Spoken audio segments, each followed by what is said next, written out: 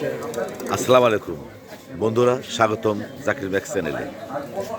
আজকে ঈদের পরবর্তী দিনে উল্লোপাড়া মর্নিং মার্কেটে কী অবস্থা দেখাবো।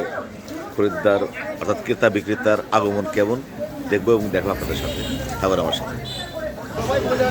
এখন সকাল 9টা, আমি পূর্ব সাইডে দেখাচ্ছি, প্রায় ফাঁকা। দেখতে পাচ্ছেন কয়েকজন মাছ বিক্রেতা বসে আছে, কিন্তু গ্রাহক নেই। এখানে দুধ বিক্রি হচ্ছে 80 টাকা কেজিতে। আমি পশ্চিম সাইডে দেখাচ্ছি ফাঁকা।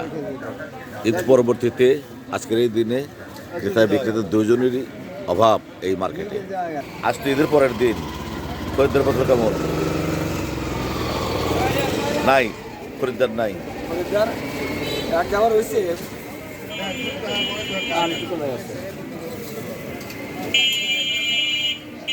আজকে তো ঈদের পরের দিন, গ্রাহক কেমন?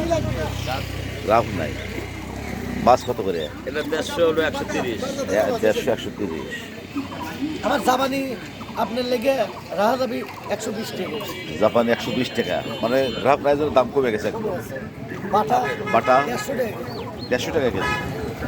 আর ওই যে সরপুটি 160 160 টাকা কেজি সরপুটি। ধন্যবাদ বন্ধুরা। গ্রাহক শূন্য এই মর্নিং মার্কেট। মাছের দাম নেই বললেই চলে। অল্প কয়েকজন মৎস্য ব্যবসায়ী বসে আছেন, কিন্তু গ্রাহক নেই। উল্লোপাড়া ভোরের বাজার থেকে এই ছিল। এতক্ষণ সাথে থাকার জন্য ধন্যবাদ।